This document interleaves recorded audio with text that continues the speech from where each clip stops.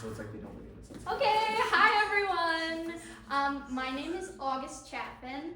I was the playwright for Andromache, and I'm one of the co-founders of Out of Thin Air Collective. We've been working the last 5 weeks to develop this text over, I think, 5 or 6 drafts. The play will run about 60 minutes, and thank you so much for being here.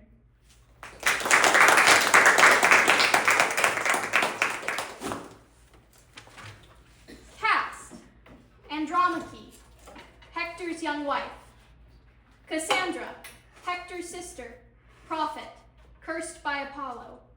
Apollo, an ancient god, desires Cassandra.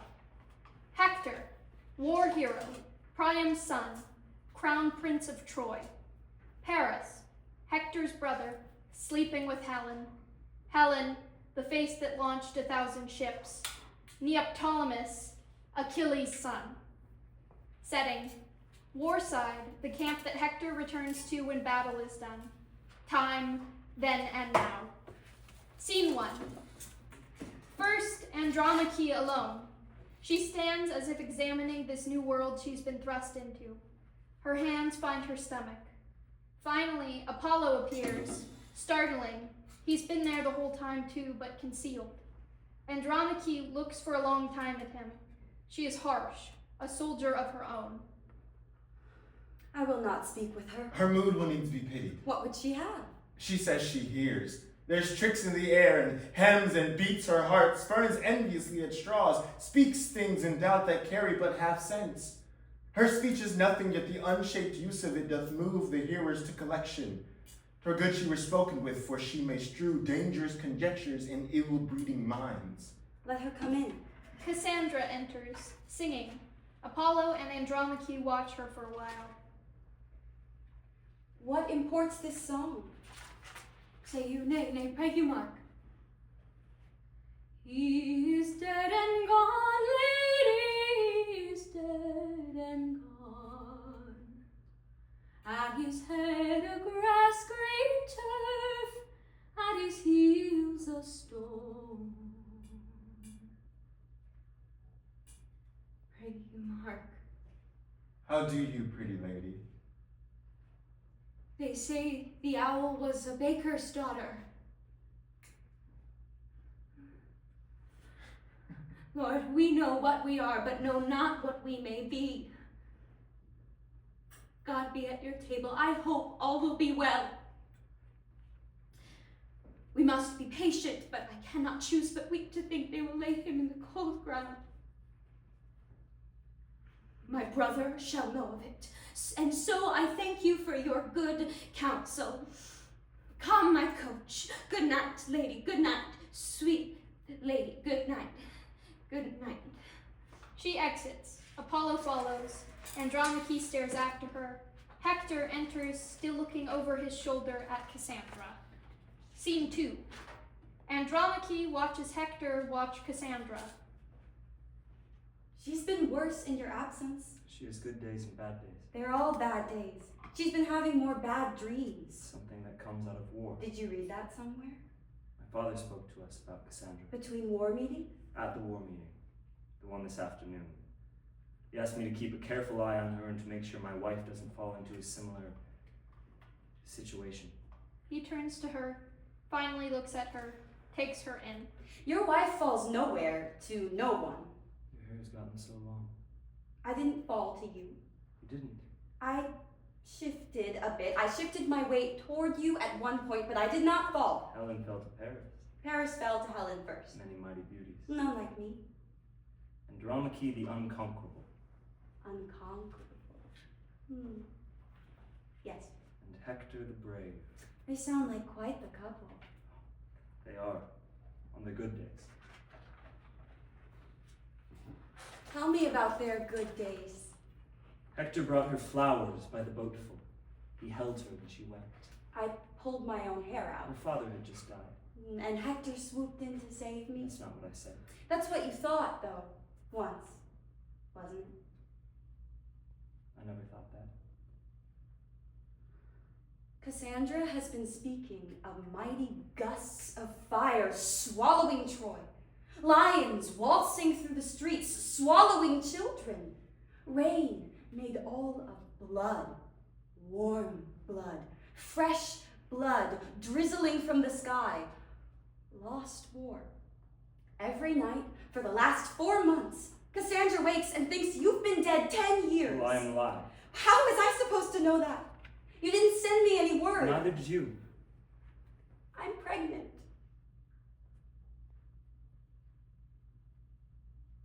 You're pregnant. I'm pregnant. Oh, Andromache. It's been all I think about, so I had nothing to write. I didn't want to spend all that time wondering if you knew you were a father before you died. It's been very difficult here without you. Come here. I wish I'd been here. We traveled many weeks, fought a battle on a beach. I wish you had been here too. But you're here now. Here. Hector, here is our future. Here. You can stay now. You can quit fighting. What?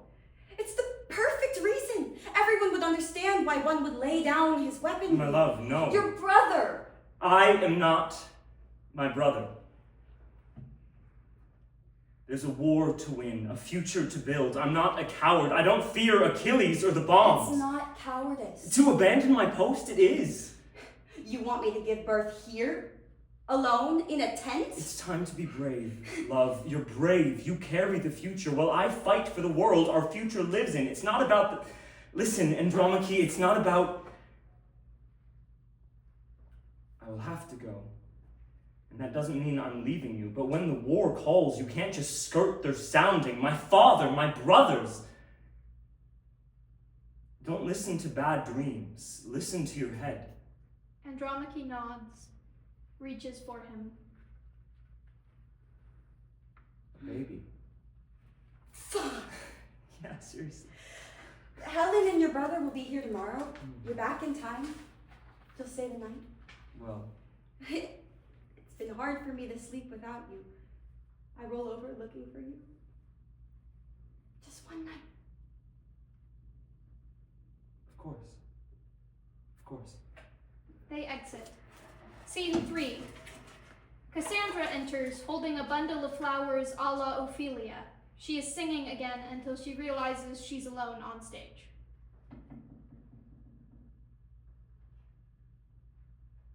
Wrong play. I'm in the wrong play again. Hold on. Last night, I dreamed I was in the wrong play.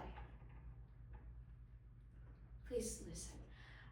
Last night, I dreamed a poem that went like this. The sun is the evil mouth with which he touched me from the other continent, the air. Sunbeams bearing down like teeth. With calm, they also carry terrible debris. No, wrong metaphor. A flood of blood.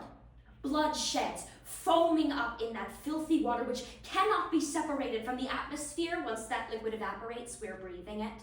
Lungfuls of everyone's various fluids, but I'm getting off track. I make catlings out of the truth. Sans eyes, sans teeth. Thousands of years of nerve endings just snap. I see all wrong.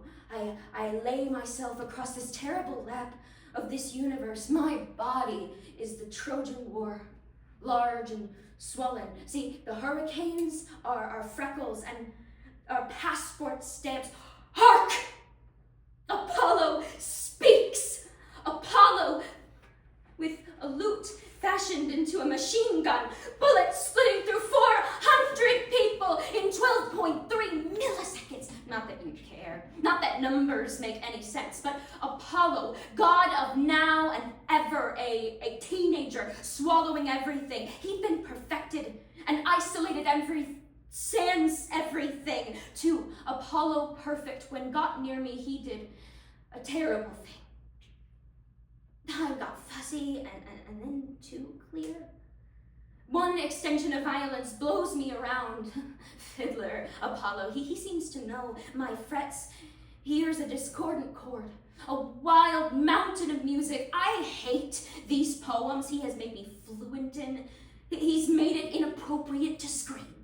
It is all silence, everything. We pray for dying, eyes closed, head between our knees. Not quite. We fell in love once. Like he falls in love with every girl he wants to catch. But he hasn't caught me yet. No, he hasn't. And also we fell into the terrible ruin of ignorance, the blindness. Yes, he blinds us. It's the slow sort of death, the painful sort of death. I long to hold less of it. He does not like these incomplete verses. I do not like these futile inconveniences we fill our days with. I long to forget. I long for the absence of the light.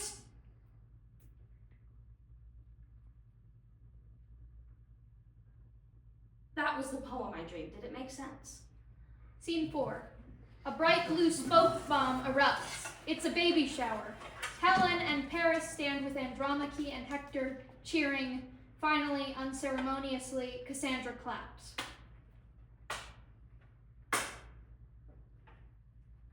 I told her it was going to be a boy. Cassandra, please. Please what? Paris opens his mouth to speak, but Helen places a hand on his arm, and instead he politely nods. Hector notices. Paris, the tamed man. A son for Troy? Perhaps I am tame. I don't really think of him as Troy's son. All the best men are. Perhaps he'll just be your son.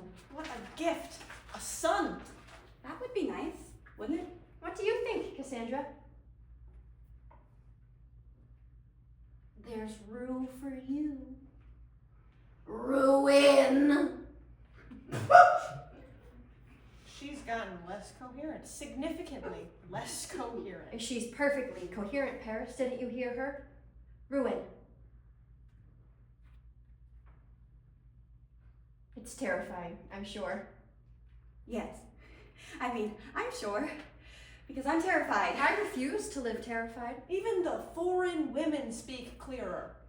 How do you refuse it? Forecast news anchor.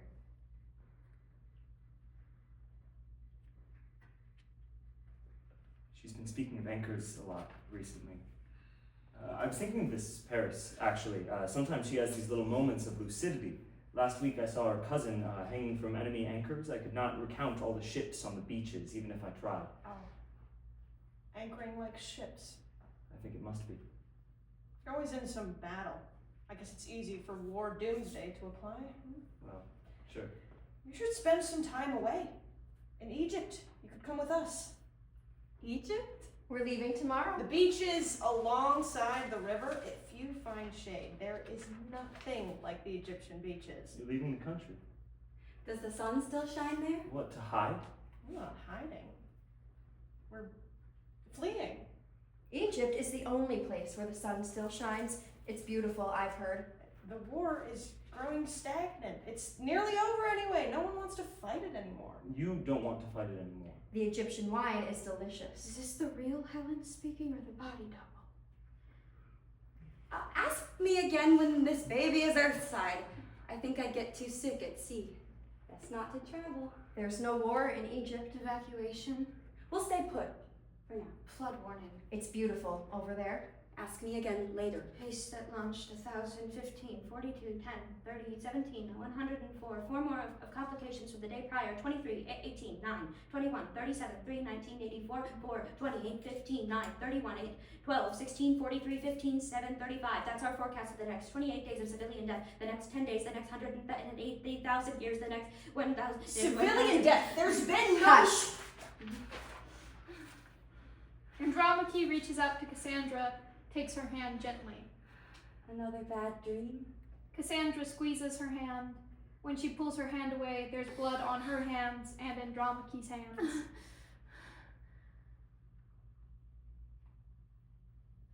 Where are we? Far from home. When are we? Far. Is this our blood? Yes. Seems to be. Is that our tent? Yes, it's our tent. Oh, I see. A family reunion? Of sorts. A baby shower. Baby, Yes. are you pregnant?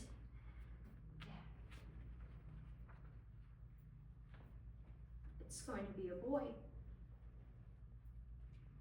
Apollo's curse tells me it's going to be a boy. Let's take a little walk. Just a little break. It's going to be a little boy. Andromache and Cassandra exit. Hector, after a long moment, follows after. Helen and Paris remain. The light dims until it is dark. Scene 5. Paris and Helen alone. When she was younger, she was smart, you know. She didn't fall into lapses of conspiracy theories or experimental poetry. There was rhetoric to her thinking, a logical soul, a devout one. She didn't used to be like this before the war. I wouldn't have known her then. I know, that's why I'm telling you this. Yes. She was my sister once. Is she not your sister still? She's a new woman. And Hector, is he your brother now? Brothers are different. Eternal. Bound to each other. I never had a brother. I know. But I once had a husband. I suppose that's close enough. She's stupid not to leave, you know. Who? Hector's wife. Yeah. Perhaps she's fallen into the trap of Cassandra's doom. I don't know. The war, I mean, she harps on about the war. It's not good, you know, the stress on the baby. She could go away from there. Hector would never go. Neither would Madelyn. It's a very beautiful one, Greece. I should like to be remembered as the most beautiful thing in it. The face that launched 10,000 miles. It's not so far. Just a few days on horseback. You would know if you were fighting in it. Here my sister comes. Cassandra enters, now entirely blood-soaked. Helen and Paris watch. How came she by that light? Why, it stood by her. She has light by her continually. 'Tis her command. God damn it! You see her eyes are open. Aye, but their senses are shut. Well, what is it now? Look how she rubs her hands. I thought we were doing Hamlet. It is an accustomed action with her to seem thus washing her hands. I have known her to continue in this quarter of an hour. Yet here's a spot. She speaks. Well, wash your hands. Put on your nightgown. Look not so pale. Here's the smell of the blood still. Will these hands ne'er be clean? A soldier and a beard. A soldier and a wife. Where is she now? Who would have thought? He had so much blood in him. To bed. To bed. To bed. To bed. Back to bed. Cassandra exits. Will she go now to bed? Directly. And us? To Egypt. Scene 6. In front of the tent, late night. Hector and Andromache sit. At dawn, you said? Or dawn. You should sleep. Well, that's the same face you'd make as a young man. It's the same smile, too. Back when we could contain a war in a bed, a household, a single city. Bed. You know. Good old days. Old days indeed. Maybe we'll say the same of these days. Someday. No swords, no bonds, no blood. Her son will grow tall, look like his mother, soft-faced. With his father's broad shoulders. It will be the settled dust, the sunshine on our faces, and I'll tell him of his brave mother, warside, holding the entire world in her body. No more blood. No more bad dreams. The good old days. And when he becomes moody and shifty in his teenage years, we'll tell That him. he takes after his father. No, we'll tell him of how he was born under a dark sky. I'll say, son, your mother gave you this life when everything else was dying. Get your head on straight. He'll scoff, because he'll be too young to remember you as a war hero at all. Well, that would be lucky, wouldn't it? Everyone forgetting all that killing. You don't want me to be remembered? That's not what I said. I don't want you remembered for your killing, that's all. You want me to be remembered for something else? Cowardice, or being caught up in thinking of my wife when they kill me? If you get killed out there, I'll never forgive you. And if I kill others to live, you're forgiving of that? I don't know what I should forgive. She closes her eyes, takes a deep breath. He reaches out, touches her. Day by day. Day by day. I won't make you empty promises. I wouldn't accept an empty promise. Smart woman. That's what I wouldn't forgive. I wouldn't forgive if you asked me to stop being smart. When my father died and Achilles straddled me, he placed his hand over my mouth as if to stop me from my only power, to speak. He wasn't afraid of my screamings. After all, who was there to hear that? No, it was my words. I know it. I could cut him straight through. I could see the patheticism. Hector, I won't forgive misinterpretations or silencings. You tell me how you killed them. No secrets. I'll tell you how stupid you are. Andromache the unconquerable. Indeed. Call me stupid all you need. You still love me? I'll always love you. Good. I'll love you until I have nothing. At dawn, you said? At dawn. Love me until then? Of course. Of course. Scene 7. Lights up on Apollo and Cassandra. Dreamy. They stare at each other for a long time. Cassandra opens her mouth to speak, but Apollo raises a hand, silences her. I mean, obviously you know he's going to die. Theatrically speaking, even those among you who have never read the Iliad or paid any real attention to Troilus and Cressida?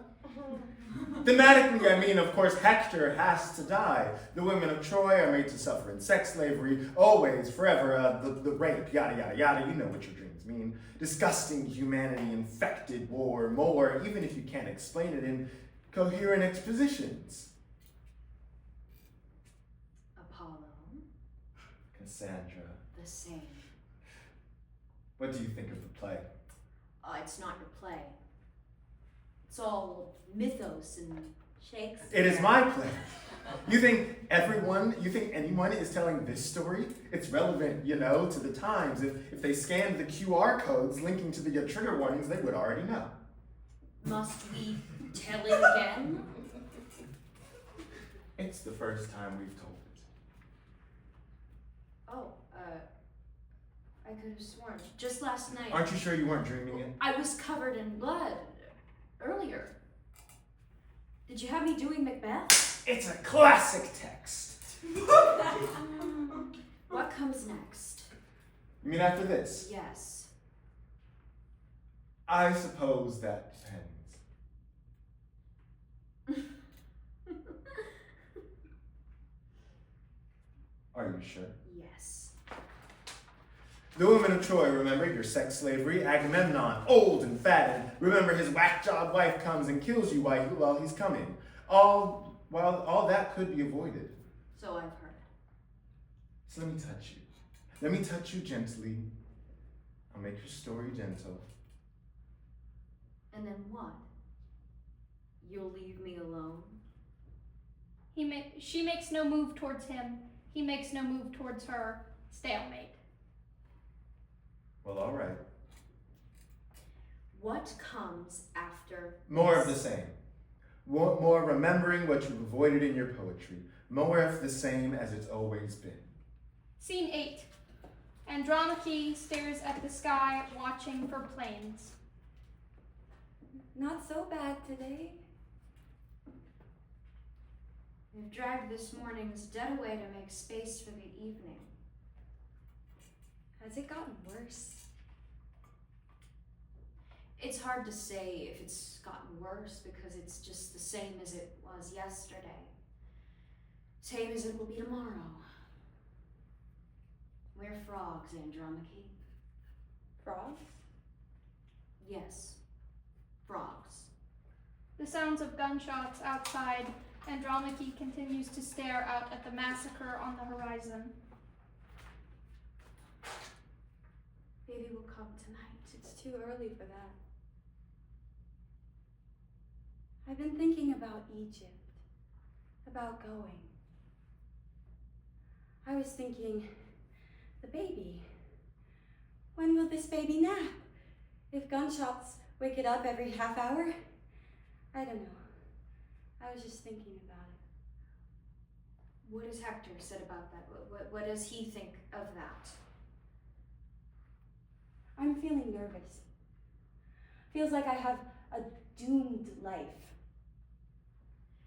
Men like to separate who they are in war from who they are at home. But he said he'd come home again before the baby arrived. Yeah, home Hector said that. War Hector has no wife, no child. Exactly. War Hector. I think I might hate him. Yeah, me too. Do you think we'll get rain soon? I hate when it rains. At least we could feel clean. This crime goes deeper than skin. Hector enters on the outskirts. I think I'm going to go lay down. Cassandra exits into the tent. I killed Patroclus this morning. He came dressed up in Achilles' armor. Apollo came down from the sky, dizzied him, and I cut straight through his body, unseamed him from the nave to the chops, like slicing through a fish, bottom to top. Finally, in this 10-year war, something is going to happen.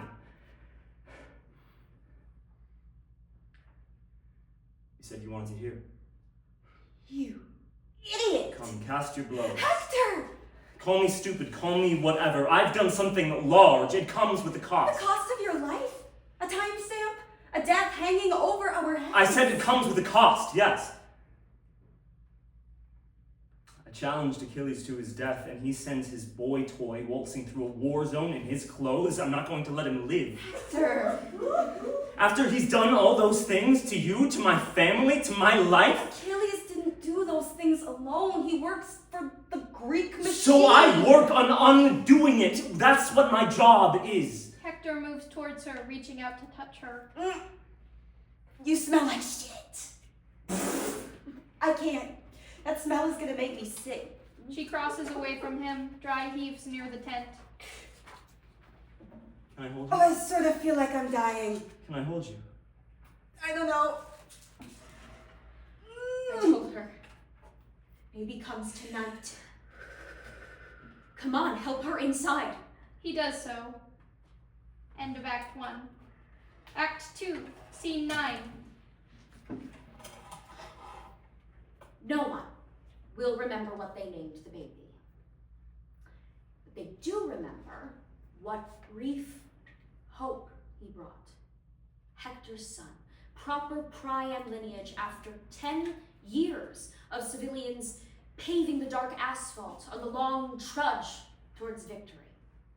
They threw a parade, actually, and felt so deeply that the boy belonged to them that they called him Styanax, Lord of the City.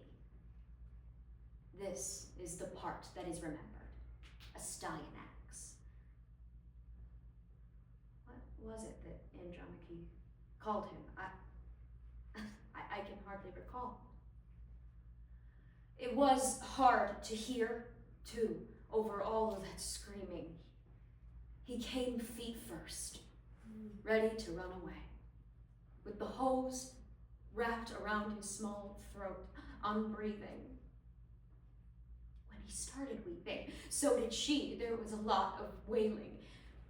Her hips had been torn apart. She was in so much various pain. Hector held them both, and the blood seemed almost to change colors. It wasn't the war sort of bleeding. It was thick, clotted, placenta wet. The oxygen ran through everything. It was reverse death. And not just the opposite, but something that did undo the death. Something even more ancient than the singular deaths. Something else. No wonder the Trojans threw such a party. But what followed was more of the same. Enter Hector and Andromache with the baby in their arms. I dreamt I couldn't kill Achilles. I dreamt Hector suffocating on his own blood. I kept waking up to see if all of us were breathing. He'd find me then, sitting awake, watching the baby's little chest rise and fall. Like she was keeping guard, like she was afraid to sleep or something would happen. I kept thinking about the umbilical cord around his little He throat. was so small. Hector's hands would run across my shoulders when he saw me keeping guard. I tried to release all the tense muscles, kneading out all those knots. I thought of how she used to pace before the baby, before we were married. She'd climb out of bed, awoken by a bad dream, and walk back and forth, biting her fingernails. He'd say, I'll watch the baby. Get some sleep. and I'd curl up and try to sleep. And it was the entire world I kept watch of, this baby boy and his mother. My baby boy and my Andromache. And we'd take turns, just like that.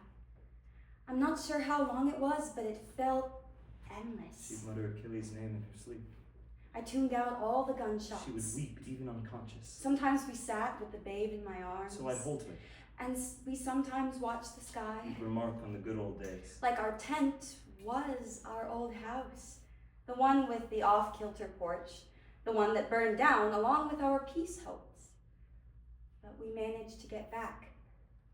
We spoke about the front yard, how our son would run circles around it and Hector would give chase. Like this life was our life, like we had one, like... I tried to make her laugh. But sometimes the seam would break and reality would spill out. The planes would cross the sky and I would just stare off. I brushed the hair from her sweaty forehead. I swore to Apollo I'd do anything for this country. Was I wrong to swear that? I loved that old house. God, I loved that house. They sit together outside their tent, watching the baby, a long, awe-induced quiet. He's smiling. I'll start walking any day now. Andromache. I have to go in the morning. It's been months. So the war isn't won. I won't let you hold my baby with blood on your hands. Your baby. This isn't worth spatting over. Please. Oh, you want one more nice night? One last hurrah? My father needs me. My son needs his father. I won't survive if you die. I won't die, I Oh, promise. fetch me some wine. She drank the wine. They kissed. They went off to sleep. They did not stay up all night to watch the baby breathe. They slept. And he held her like he did when they first met. Carefully, full of nerves. Such a beautiful woman. So close to him, his heart was going to explode. He thought, just his hand resting on her waist like that. He ran his hands through her hair. He kissed her jaw tenderly. Her hands traced circles into his bare back, and they laid like that, awake for a while. They kissed as though they were newlyweds, open-mouthed, like they were trying to swap bodies. If her soul was in his body, she thought, he would not die tomorrow. If his soul was in her, he thought he could save her from the horrible world outside. They kissed like that and slept. Then she drooled into the sleeping bag, and they did not stop holding each other. But she dreamed like I dreamed. He ventures too far. A heartbroken man is the most dangerous kind. It's late afternoon. The sun is I buzzing. feel the blade. I look at my hands. Hector's hands. And they're reaching for Achilles. And he never touches me. My throat is starting to close. Everything tastes like blood. I can't tell where my arms begin and the earth ends. And I'm trying to scream. Clots of terrible blood. And the sensation. Then Achilles places his foot on my skull and lifts it and brings it down again. I'm falling asleep. I cannot breathe. The way dreams work. There is no timeline. Andromache wears her wedding dress, and my son is tall and thin. There is nothing that makes any sense. But there is truth in it too. Everything is empty. My stomach is cut out of my body. And I wake up. The dream moment shifts. Cassandra, as routine, brushes the hair out of Andromache's face. Can we stop it from happening? Must try. Hector enters, Apollo behind, holding the baby. Hector's got his duffel bag over his shoulder. They all look at each other for a long time. Where is my brother Hector? Here, sister. Armed and bloody in intent. The gods have heard me swear. Oh, do not count it holy to hurt by being just. It is the purpose that makes strong the vow. But vows to every purpose must not hold. Unarmed, sweet Hector! Hold you still, I say! Mine honor keeps the weather of my fate, like every man holds dear, but the dear man holds honor far more precious, dear than life. I must not break my faith. Good night, sweet prince. Good night. Cassandra exits and Apollo follows. The Shakespearean spell is broken. Hector looks at Andromache. What should I do? Go say goodbye to our son. I think he's scared of me in this coat. He just keeps crying. Maybe he dreams something too. Poor little thing. He's got to listen to his head. He hasn't got one yet, really. He's sort of just a little beating, brilliant heart. Hector exits. Scene 10. Cassandra alone. She snaps at the board docs. All right, let's call curtain now. Come on, play a ballad song. We're done here. Cassandra blinks in dramatic shift in lights. Enter Neoptolemus. Hecuba. I'm playing my mother now. Oh, I see. Aren't you a little young to be playing Achilles? I'm playing my father, I guess. Achilles' son. Pyrrhus. They call you Neoptolemus. Yeah. That happened too with my nephew. They call him a Styanax. Pause, awkward silence. Finally, Neoptolemus pulls out a little fold-out table and food. My mother invited Achilles to a Panda Express. I think it's supposed to be a metaphor. Hecuba. Pyrrhus. So, Neoptolemus. Achilles. You invited me to lunch. Do you really think Achilles would stutter? Yes, lunch. And why did you do that? I wanted to talk to you about Hector. I know you're a soldier, and I know the things he has done seem unforgivable. See? They are unforgivable. Well, you have done unforgivable things too. That's what war calls for, woman. War calls for the unforgivable things. I wanted to tell you that Hector's wife bore him a son. A baby boy. Did your mother really tell my father that? Yes. Achilles has a son too. Lots of people have sons. Some daughters. Most have lovers and sisters and brothers and cousins and childhood friends. Yes. So what? So why need I respect Hector's life more than he respects mine? If you have to kill him, let it be quick. How humiliating. Oh, mercy is not humiliating. It is, actually. If you kill Hector, Apollo will kill you. What? If Achilles kills Hector, Apollo kills Achilles. Cassandra? It's already happened. You already made this promise. It's true. They spoke it in Delphi. Do you really think? Do you really think that ends anything? Do you really think that does anything good? It's mutually assured destruction. What, like fucking nuclear bombs? Like we won't starve you? Like there aren't worse things to do than die? You will be knocked flat, knocked out of all breath and words and cries, knocked back into your own decisions and stupid words. Hecuba! Have you ever even fought in a war? I can imagine it. I can imagine it as Achilles. I can see it now. And what is it? What is it you see? I mean, you've seen what happens. You're supposed to be a prophet, aren't you? I am a prophet. And what is it you see? I see you shaking in your boots, your feet too small for your father's shoes. You know, Achilles has already dragged your brother's body behind his chariot. What chapter of the Iliad do you think we're in?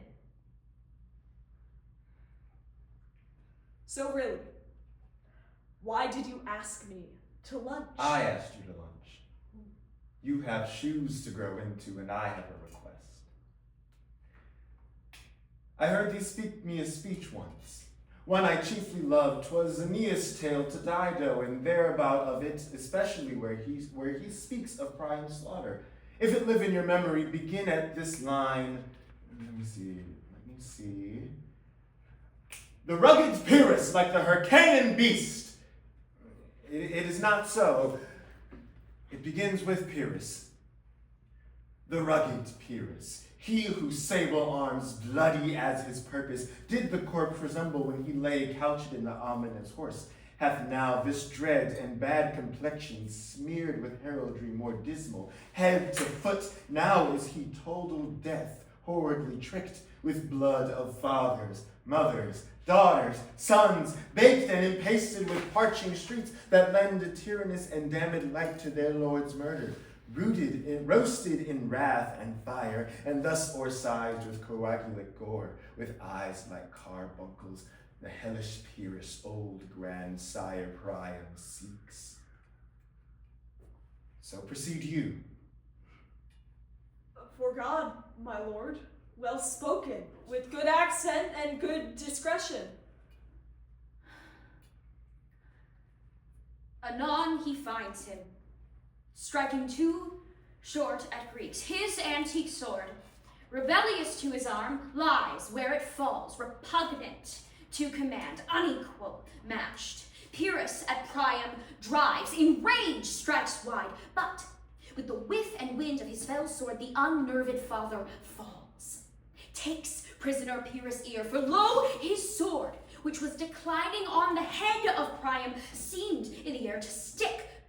So, as a painted tyrant, Pyrrhus stood, and like a neutral to his will and matter, did nothing. But, as we often see against some storm, a silence in the heavens, the rack stand still. The bold winds speechless, and the earth below as hush as death, and on the dreadful thunder doth rend the region. So, after Pyrrhus' pause, aroused vengeance sets him new a work. And never did the Cyclops' hammers fall on Mars' armor, forged for proof etern, with less remorse than Pyrrhus' bleeding sword now falls on Priam. This is too long. Come to Hecuba. But who? Oh, who had seen the ennobled queen? The ennobled queen? That's good. The ennobled queen is good. But who, oh, who had seen the ennobled queen run barefoot up and down, and for a robe, a blanket, in the alarm of fear caught up, and if the gods themselves did see her then, when she saw Pyrrhus make malicious sport in mincing with his sword her husband's limbs, the instant burst of clamor that she made, unless things mortal move them not at all, would have made milch the burning eyes of heaven, and passion in the gods. Look, where he has not turned his color and has tears in his eyes. I pray you no more. 'Tis well. I'll have thee speak out the rest soon. Scene 11. Lights up on Paris and Helen. They are in paradise, wearing sunglasses. Egypt.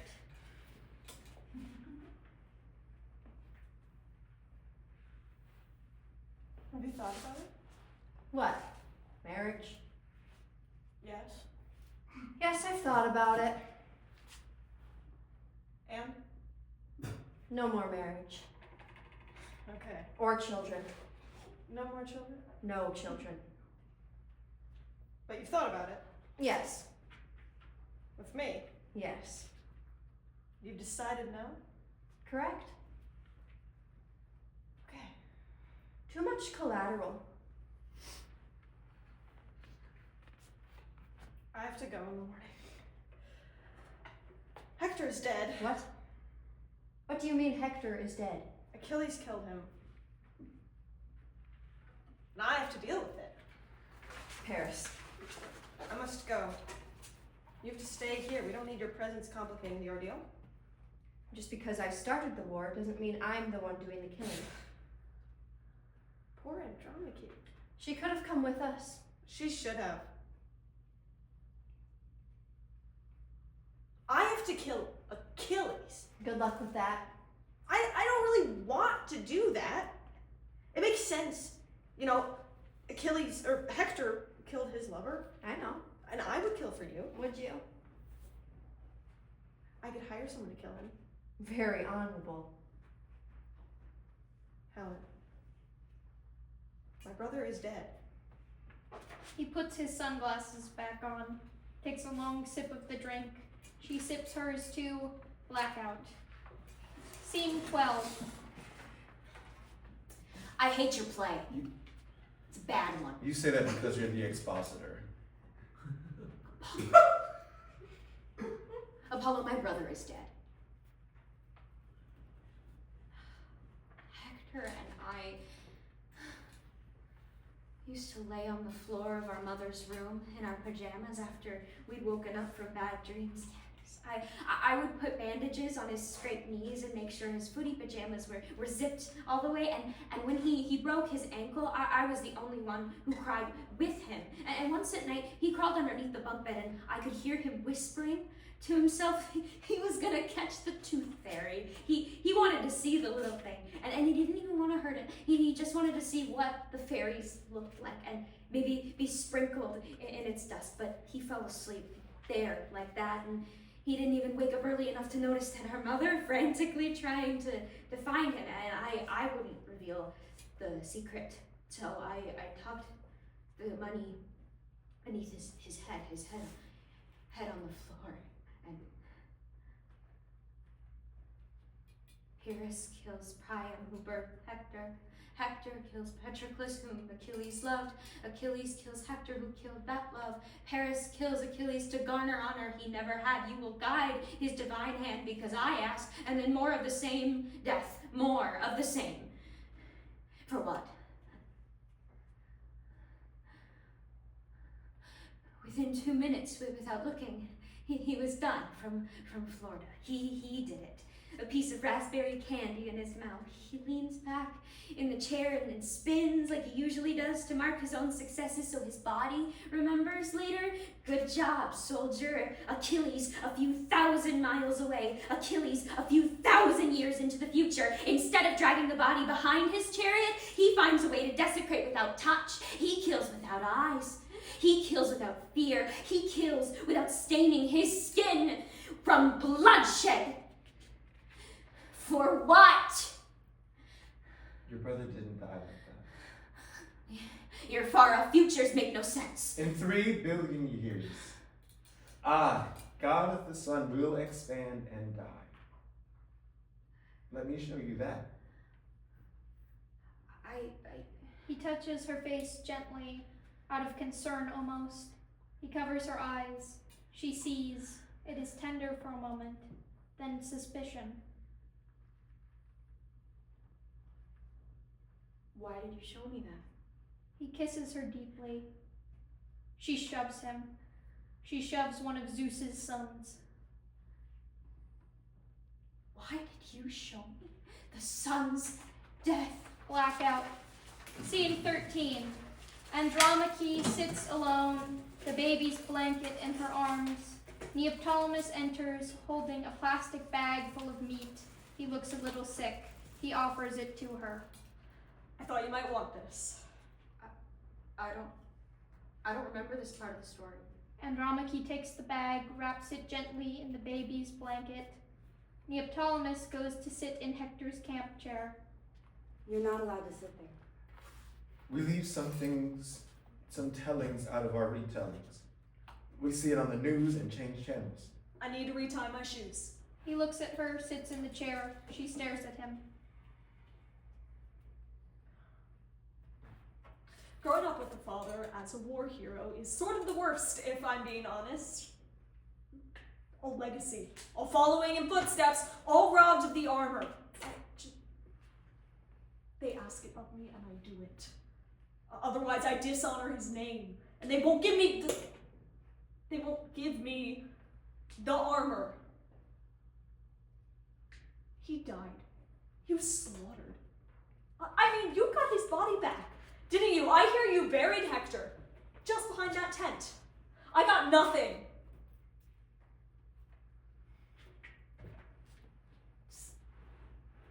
Especially when you're like Hector's kid or Achilles' kid. They sort of give you jobs like this to prove something. Like after this, I will have earned a lot more respect, which is the only way to move throughout the world right now. Power, the armor. Like you were bred to violence. Or to violent ends. We have a long way to walk. I'm not leaving here. You really want to stay here, all alone, surrounded by corpses?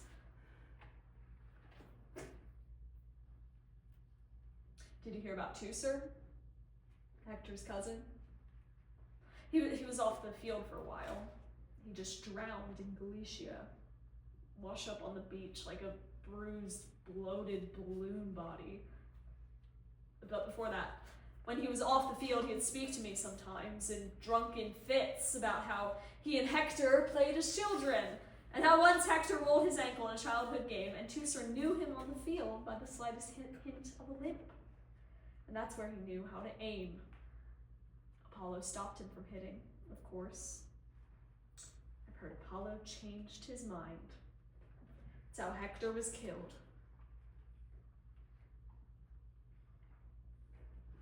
Teucer said Hector was nice, fair, and well-spirited when they were kids. Apollo, I don't want to see this. We've got to get going. I packed your bag. I didn't realize what time it was. We were supposed to be on our way already. I have a request. A request?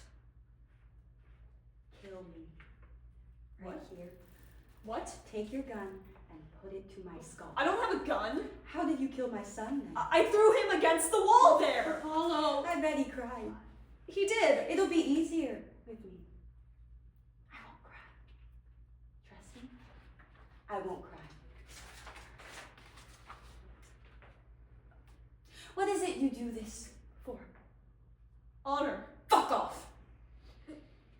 Neoptolemus tosses her his knife. Go on. Do it. You think they'll remember? They won't. They don't remember my name or yours or your son's. Andromache gets to her feet, holding the knife in one hand and the plastic bag holding her son's corpse in the other.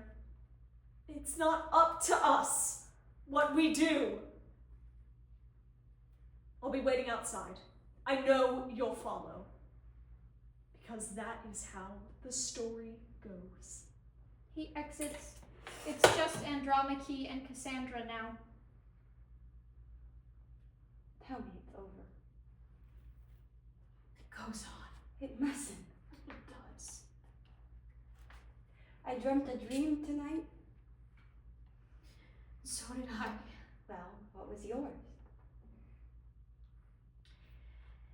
That dreamers often lie.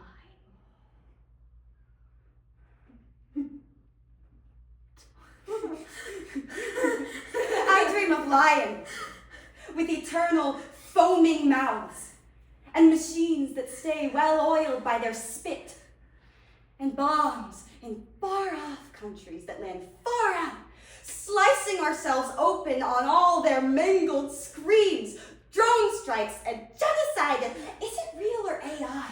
A fishbone, a spine, a body, a sigh. Our flesh pours out like our wine and sick. Set in ancient times, hoping we'll forget. I dream the dreamer. I dream their dreams, and in such dreams I nurse each greedy star. And by the end, tree sap pools on each breast, breathing, lungless. I give a newborn's cry, strangled, purple-faced, and wet. Blackout. Quiet for a moment. We hear Cassandra breathe suddenly in the dark, as if waking from a terrible nightmare. End of play.